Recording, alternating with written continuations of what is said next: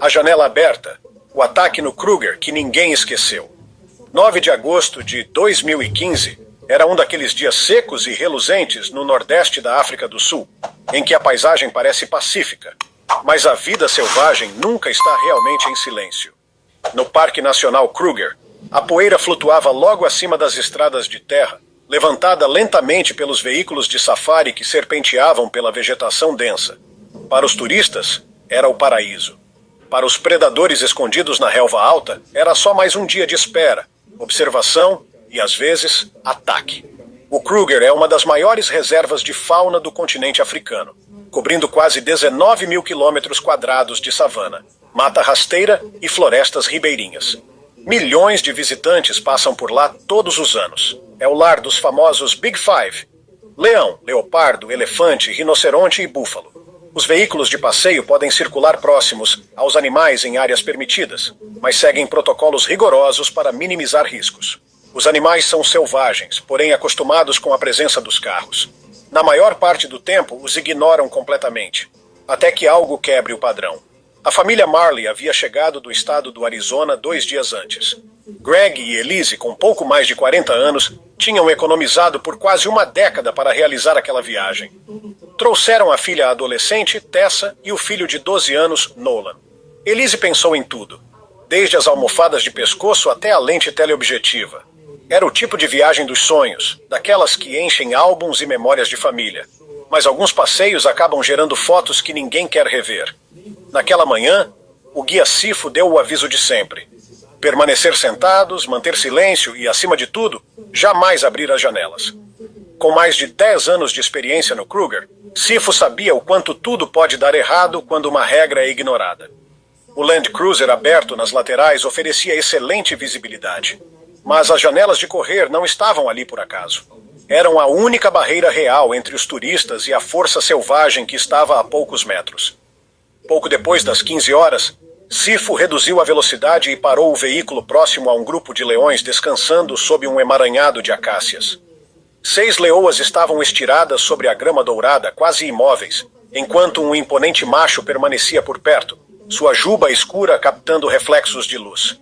As únicas coisas que se ouviam eram os cliques suaves das câmeras e os murmúrios impressionados dos passageiros. Do banco da frente, Sifo reforçou calmamente o aviso: fiquem imóveis e mantenham as janelas fechadas. Os leões pareciam tranquilos, mas a tensão nunca desaparece completamente. Para olhos inexperientes, esses animais podem parecer entediados, sonolentos no calor, afastando moscas com o rabo, como se não dessem a mínima para os humanos. Mas os leões africanos são predadores de topo, feitos para atacar com precisão e brutalidade. Um macho adulto pode ultrapassar os 190 quilos, atingir quase 1,20 m no ombro e medir mais de 3 metros de comprimento. Suas mandíbulas exercem uma força de mais de 300 quilos por polegada quadrada, forte o suficiente para quebrar ossos com facilidade. Caçadores de emboscada, contam com silêncio e explosões rápidas de velocidade, chegando a 56 km por hora em poucos passos. Muitos turistas confundem essa imobilidade com segurança, mas essa ilusão pode desaparecer em um instante. Um movimento de câmera, um braço fora do carro, ou o sibilo discreto de uma janela abrindo, qualquer um desses gestos pode ser interpretado como ameaça ou como oportunidade. Elise, sentada no banco da frente, tinha uma visão privilegiada, mas o reflexo no vidro atrapalhava sua foto. Ela então deslizou a janela apenas alguns centímetros e ajustou silenciosamente a lente. Foi tudo o que o leão precisava. Seus olhos se fixaram nela. Ele levantou a cabeça, os músculos se tensionaram, as orelhas apontaram para a frente e, sem qualquer aviso, ele partiu para o ataque. Com um estrondo, se lançou contra o lado do veículo, enfiando a cabeça e uma das patas pela abertura. Elise mal teve tempo de gritar. As garras rasgaram seu ombro e pescoço. Greg tentou puxá-la para longe instintivamente, mas o leão já havia cravado as presas. Sifo correu para tentar fechar a janela, mas o mecanismo travou sob o peso do animal. No banco de trás, Tessa e Nolan gritavam enquanto a mãe era atacada a poucos centímetros. Elise lutou apenas por alguns segundos antes de desmaiar. O corpo caindo contra a porta, um dos braços dilacerado, sangue escorrendo rapidamente pelo colo. O leão recuou tão repentinamente quanto havia avançado. Todo o ataque durou menos de 10 segundos. Sifo pediu ajuda pelo rádio enquanto Greg pressionava as feridas com as mãos. O carro arrancou, deixando os leões para trás enquanto outros visitantes formavam um perímetro improvisado na estrada de terra. Um helicóptero de resgate pousou em 20 minutos. Elise ainda respirava ao ser retirada do veículo, mas seu pulso estava cada vez mais fraco. Depois de um voo até o hospital em Nelspruit, foi declarada morta. Os médicos confirmaram que ela morreu devido à perda de sangue causada por ferimentos profundos no pescoço e ombro. A autópsia indicou que, se estivesse mais próxima de cuidados médicos, as lesões talvez pudessem ter sido tratadas. Mas, no meio do mato e dentro de um carro em movimento, não houve tempo. As autoridades do Kruger investigaram formalmente e inocentaram Sifo de qualquer culpa. O ataque foi oficialmente classificado como erro humano, evitável, porém com consequências irreversíveis. Novos avisos foram instalados em todos os veículos turísticos, e os guardas monitoraram o grupo de leões por dias sem detectar comportamento incomum.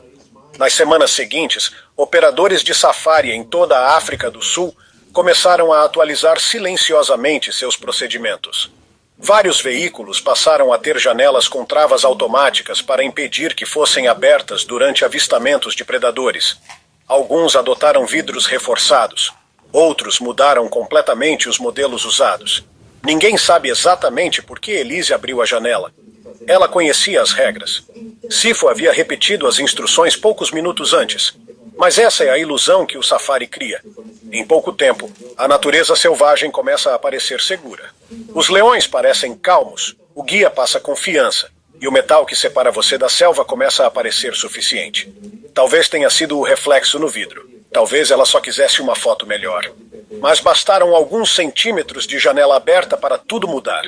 Depois da viagem, a câmera que Elise usava foi guardada numa caixa, junto com as roupas daquele dia. Nunca mais foi aberta. A história de Elise Marley é um lembrete doloroso de quão rápido um leão pode atacar quando um simples erro rompe a barreira entre a segurança e a selvageria. Número 2. O clique errado. O fotógrafo francês e o suposto tigre no Botsuana. 4 de outubro de 2017 começou como qualquer outro dia no norte do Botsuana. Quente, seco e silencioso, na região de Savuti, dentro do Parque Nacional Chobe. O ar pairava pesado sobre o leito seco do rio, onde pegadas de elefantes cruzavam a poeira, e rastros de leões da noite anterior ainda eram visíveis. Ainda está preocupado porque precisa pagar para conversar? Venha para o lado.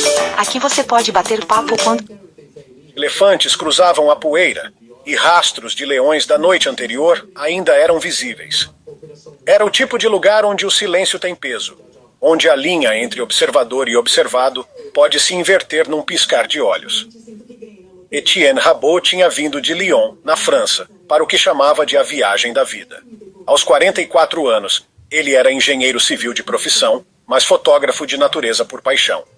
Autodidata, meticuloso e extremamente paciente, era conhecido por sua curiosidade silenciosa, o hábito de passar horas focado em um só detalhe e por seu respeito profundo pelo mundo natural.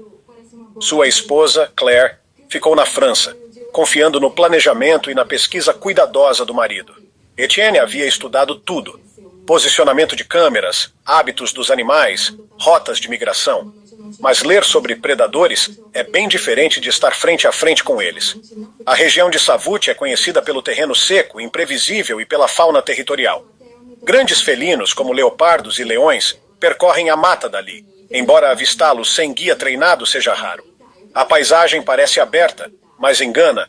Arbustos densos e pequenos vales escondem movimentos até ser tarde demais para reagir. E mesmo que a maior parte dos animais do parque seja nativa, vez ou outra surgem rumores sobre espécies exóticas vindas de reservas particulares próximas. Animais que escaparam, foram soltos ou estavam sendo mantidos ilegalmente. Etienne havia contratado um guarda local chamado Tiro para acompanhá-lo em caminhadas fotográficas. Durante 3 dias, seguiram rotas conhecidas de predadores, sempre próximos ao veículo e respeitando as regras do parque. Mas no 4º dia, pouco antes do pôr do sol, Etienne viu algo se mover na vegetação perto do leito seco do rio. Um lampejo de laranja, uma forma grande, listrada, que não podia ser confundida com outra coisa. Ele parou, ergueu a câmera e, sem dizer uma palavra, se afastou do guia para seguir o rastro. Tiro gritou para ele parar, mas Etienne não ouviu. Ou escolheu não escutar. Ajoelhado com a câmera em punho, ele avançou pela grama, atento apenas à silhueta adiante. Sua atenção estava tão fixada no que vinha pela frente que não viu o perigo vindo pelo lado. Nos dias anteriores, Etienne vinha rastreando o que acreditava ser um tigre, animal que não é nativo da África, mas havia sido visto, segundo boatos, na região sul do Chobe. Alguns diziam que tinha escapado de um criadouro particular que fechara há pouco tempo. A maioria achava que era confusão ou exagero, mas Etienne acreditava que era possível. Para ele, era uma chance rara de capturar uma imagem única. Valia o risco. Mesmo fora de seu habitat natural, tigres continuam sendo predadores guiados por instinto. Um adulto pode pesar mais de 220 quilos e se mover com precisão silenciosa. Costumam caçar a partir da vegetação, evitando o ataque frontal. Preferem cercar e atacar pelas laterais. Para um fotógrafo concentrado no que está à frente, o perigo real quase sempre vem de onde ele não está olhando. O tigre saiu da vegetação e atacou Etienne por trás, derrubando-o de cara no chão. As garras rasgaram suas costas e coxa ao pousar sobre ele. Etienne gritou e se debateu, chutando com força, mas o animal já havia cravado os dentes em sua perna. O estalo de osso quebrado foi audível. A câmera caiu e se despedaçou no chão. O tigre arrastou o corpo por alguns metros pela poeira antes de largá-lo e circular novamente, com o rabo vibrando e a respiração pesada. Tiro já havia pedido socorro pelo rádio. Pesquisadores de uma base próxima ouviram os gritos e correram para o local com latas de metal, apitos e sinalizadores. O barulho afastou o tigre, que desapareceu na vegetação com a mesma agilidade com que surgira. Etienne sangrava muito. Sua perna estava completamente destroçada.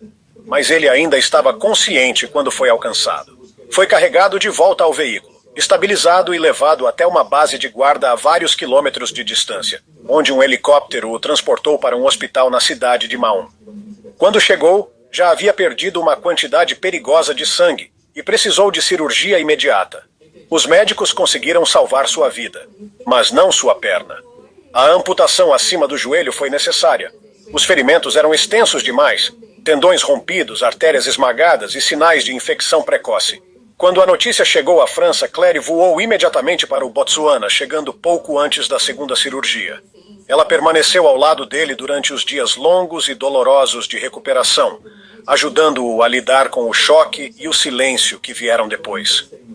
Após 2 semanas no hospital, voltaram juntos para casa. Amigos em Lyon ficaram em choque. Etienne sempre foi conhecido por sua meticulosidade e preparo extremo. Nunca era imprudente ou impulsivo.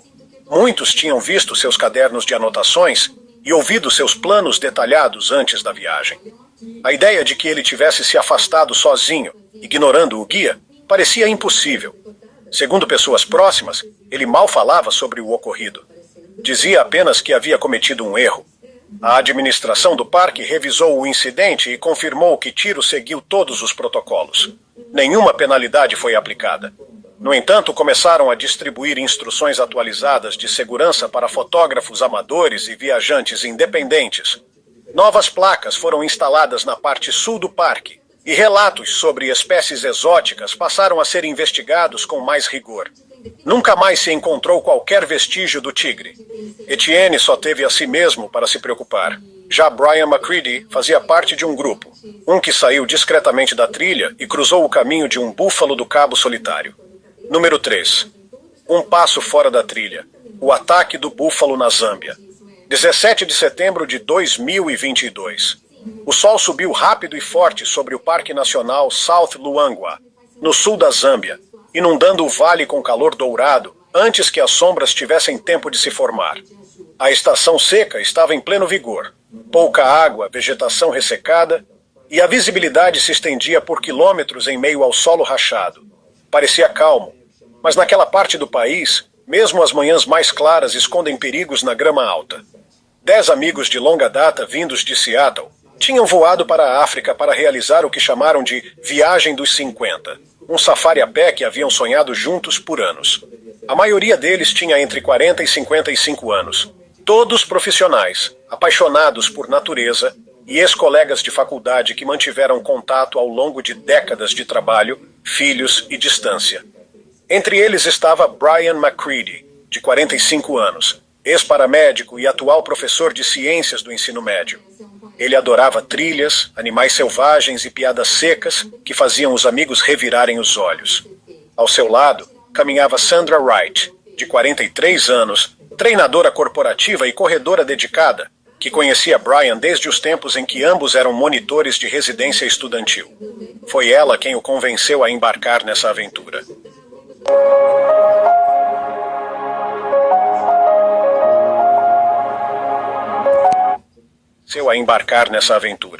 Liderando o grupo estava Thomas Banda, guarda experiente da região, com 18 anos de atuação em safaris guiados pelas planícies alagadas do Luangwa.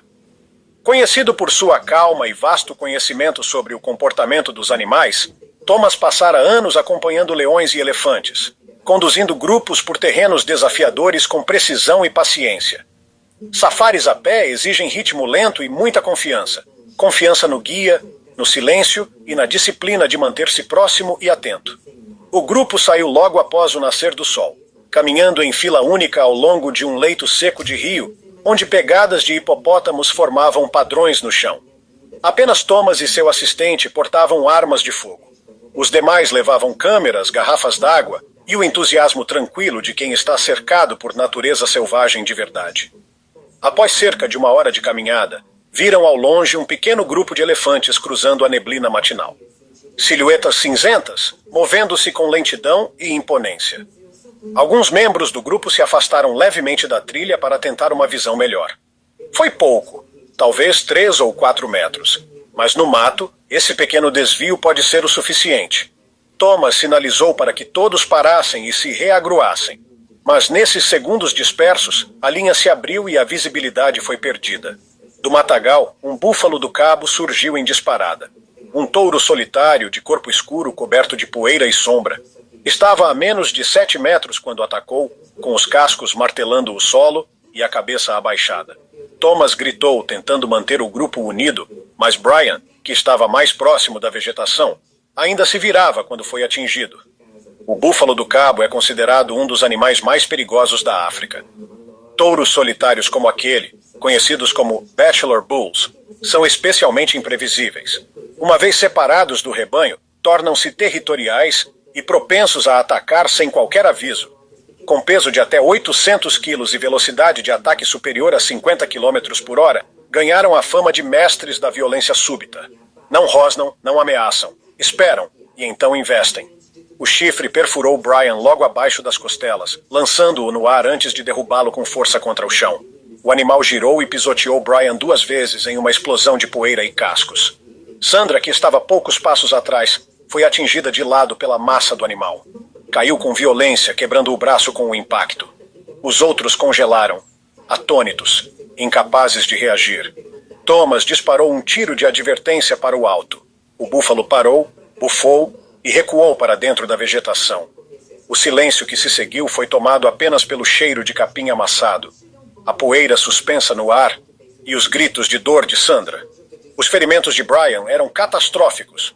O chifre do búfalo havia rasgado seu tórax, colapsado um pulmão e quebrado várias costelas.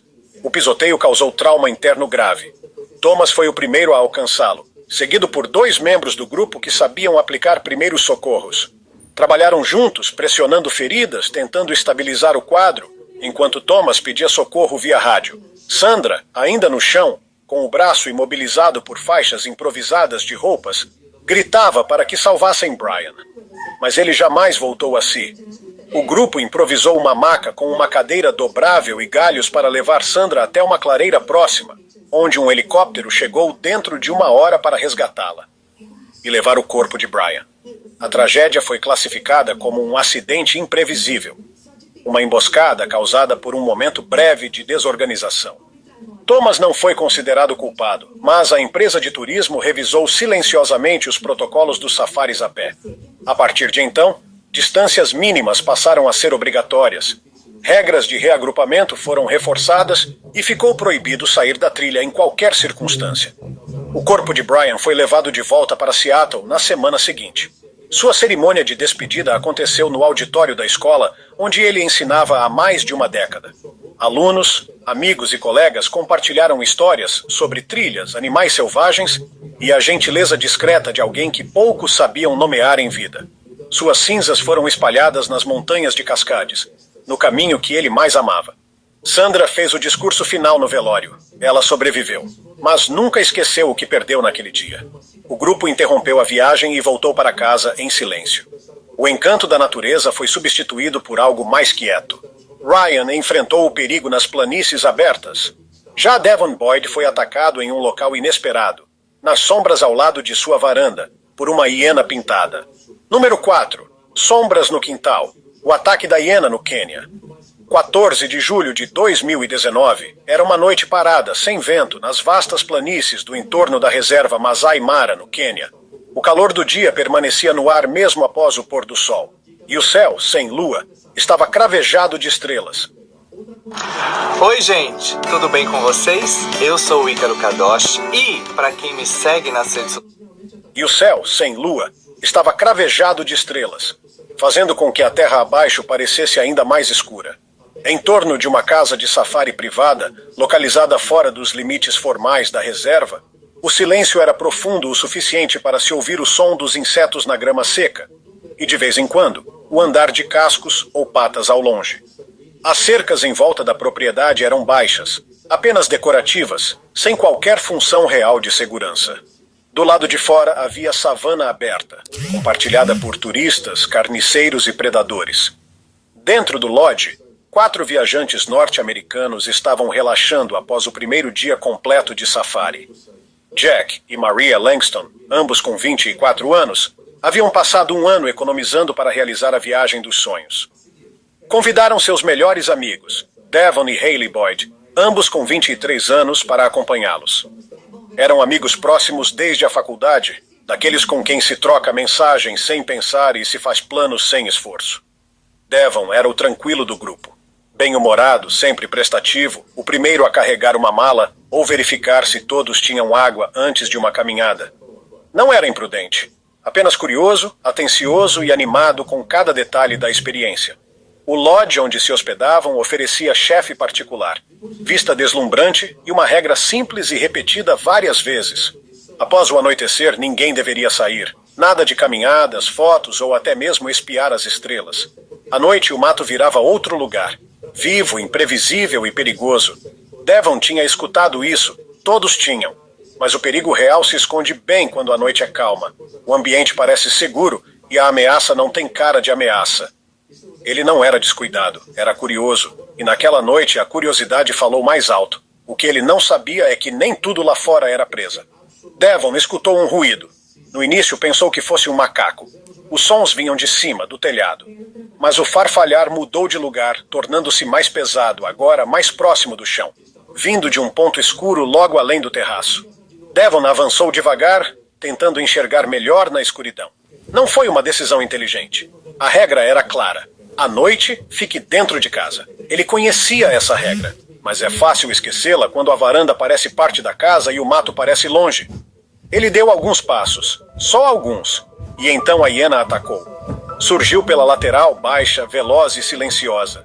Pulou sobre ele sem aviso, cravando as mandíbulas na perna inferior com uma força brutal. O impacto o derrubou na hora. Em segundos estava sendo arrastado pela varanda de pedra, com a lanterna voando e girando no escuro. Era uma hiena pintada, comum nessa região do Quênia, principalmente perto de casas de safari, onde os cheiros de comida e de pessoas permanecem por horas.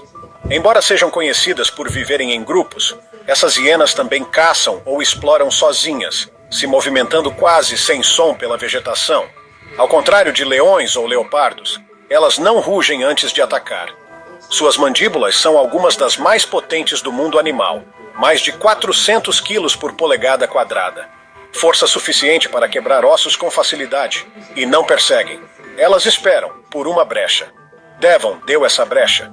A hiena mordeu com força, rasgando músculo e tendões enquanto o puxava em direção ao mato. As patas chutavam poeira a cada passo. Devon gritava, tentando se soltar, chutando com a outra perna. Mas o animal não cedia. Arrastou-o por mais alguns metros antes de parar, ainda com os dentes cravados, respirando alto e baixo. Hayley surgiu correndo pela porta, gritando seu nome. O pânico tomou conta do Lodge. Jack e Mariah acenderam todas as luzes externas enquanto Hayley pegou uma cadeira e a atirou na direção da hiena. O barulho e a iluminação repentina assustaram o animal, mas não o suficiente. Somente com a chegada de um segurança local, armado com uma lanterna de alta potência e um bastão de metal, a hiena finalmente recuou. Parou, encarou a luz com os olhos brilhando e desapareceu na vegetação sem fazer som. Devon estava caído no chão, imóvel. A perna estava em carne viva, aberta do joelho ao tornozelo. Os músculos estavam expostos, tendões arrancados e 2 ossos quebrados.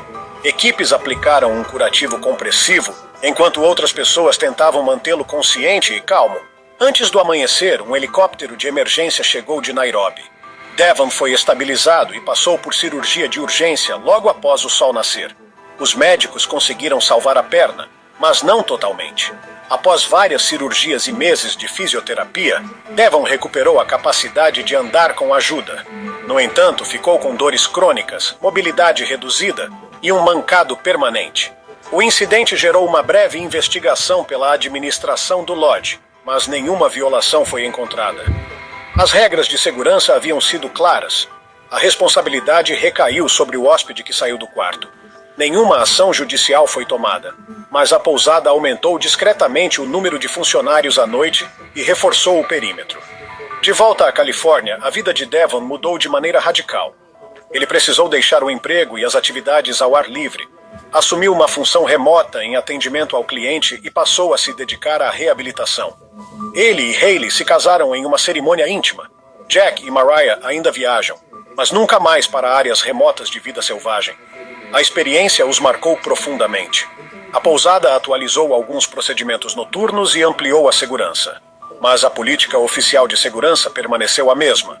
Os hóspedes são responsáveis por seguir as regras.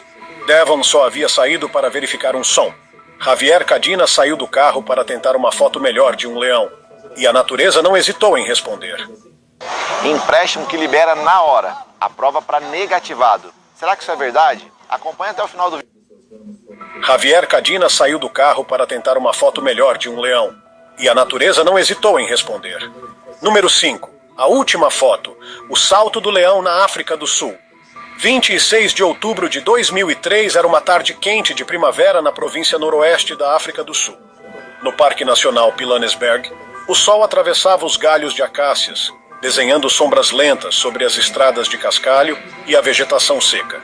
O ar zumbia suavemente com o som de insetos. À distância, a savana parecia pacífica, quase eterna. Mas por baixo da calmaria, o ecossistema vibrava em tensão constante. Tudo seguia como de costume até que um homem desceu do veículo. Javier Cadina havia chegado à África do Sul 4 dias antes. Aos 29 anos, ele era analista de marketing, natural de Madrid, discreto, culto e apaixonado por fotografia. Era sua primeira vez na África. A viagem fazia parte de um pequeno grupo turístico que explorava as colinas e formações vulcânicas do Pilanesberg. Ele trouxera 3 câmeras, um diário e aquele entusiasmo típico de quem está vivendo um sonho. O tipo de empolgação que faz turistas se inclinarem demais para fora da janela. Javier não era imprudente por natureza, só estava deslumbrado. E ele não estava sozinho. O safari daquele dia era conduzido por Peter Ndlovu, um guia freelancer experiente, mas conhecido por ser um pouco flexível demais com as regras. O veículo era um 4x4 bege com laterais abertas e cobertura de lona. Não tinha portas, apenas barras metálicas e cintas de tecido. Os passageiros estavam distribuídos em 2 bancos compridos, com idades e nacionalidades variadas. Alguns já tinham feito safaris antes. Outros, como Javier, estavam vendo a vida selvagem pela primeira vez. Já haviam avistado impalas, zebras e um elefante solitário à distância. Agora, o calor do dia fazia tudo desacelerar. Em parques de safari, os leões geralmente ignoram os veículos. Anos de convivência ensinaram a eles que o som, o cheiro e a forma dos carros de turismo não representam ameaça, nem recompensa. Mas essa neutralidade desaparece no instante em que alguém rompe a silhueta do veículo. Fora do carro, a forma humana é identificada como presa, não como parte da paisagem. Já passava de 1 hora de passeio quando alguém apontou um leão deitado à sombra de uma árvore marula. Sua pelagem dourada se confundia com o pó do chão. A cabeça erguida, olhos semicerrados, o rabo balançando lentamente. Ao lado, uma segunda figura, provavelmente uma fêmea, descansava perto das raízes. Peter reduziu a velocidade e parou a cerca de 10 metros do animal. As câmeras surgiram em silêncio. O grupo se acomodou, quieto, numa expectativa reverente. Era o tipo de cena que justifica a viagem inteira. Javier, querendo um ângulo melhor, já havia se inclinado 2 vezes por cima da borda do carro, incomodado com o reflexo da luz. Então, sem avisar ninguém, ele desamarrou a cinta de lona, passou pelas barras e pôs os pés no chão. Câmera em mãos, olhar fixo no leão. Foi uma decisão inexplicável. Todos haviam escutado as orientações de segurança. O leão estava ali, a poucos passos, totalmente desperto e dentro do alcance de ataque. Mas o safari tem um efeito estranho nas pessoas. Quanto mais tempo os animais permanecem imóveis, mais inofensivos parecem. De alguma forma, Javier, normalmente tão cauteloso, escolheu aquele momento para agir como se as regras não valessem para ele. O grupo ofegou. Uma mulher tentou segurá-lo. Outra gritou. Peter se virou, visivelmente surpreso, mas demorou a reagir. O leão levantou-se com um movimento fluido e começou a se aproximar. Primeiro devagar, depois mais rápido. Quando Peter finalmente gritou, o animal já estava a meio caminho. Javier se virou, levantando a câmera como se fosse recuar. Mas não teve tempo. O leão saltou com força devastadora, colidindo com o peito dele e o derrubando no chão. Suas mandíbulas se fecharam em torno do pescoço, esmagando ossos e dilacerando músculos com uma única mordida. O ataque foi rápido e silencioso. Em segundos, Javier parou de se mover. Uma das mãos permaneceu fechada em torno da alça da câmera. O leão manteve a mordida por alguns instantes, depois recuou. Observou. O rabo balançou mais uma vez.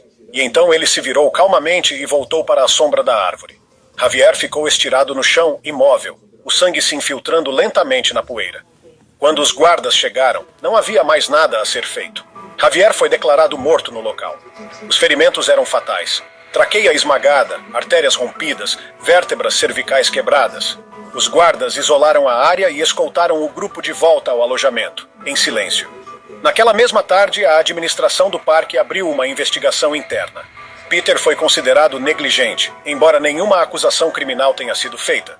Sua licença de guia foi revogada e seu nome retirado da lista de operadores autorizados da reserva. Novas regras foram adotadas discretamente. Briefings obrigatórios antes de cada saída, placas reforçando orientações dentro dos veículos e um novo código de conduta para os guias. As novas normas foram claras. Nada de se levantar, nada de se inclinar para fora e, sob nenhuma circunstância, sair do carro. O corpo de Javier foi levado de volta a Madrid dias depois. A família agradeceu à equipe do parque pelo apoio. Uma cerimônia simples foi realizada em sua cidade natal, onde amigos se reuniram para lembrar de suas fotos. Ruas, trilhas, viagens em família. Imagens de uma vida capturada com cuidado. Em lugares como o Pilanesberg, a natureza não oferece segundas chances. Bastam poucos passos na direção errada para que a ilusão de segurança desapareça. Essas histórias são lembretes duros de que, na natureza selvagem, basta um instante, uma janela aberta, um passo fora do caminho, uma simples curiosidade para que tudo mude.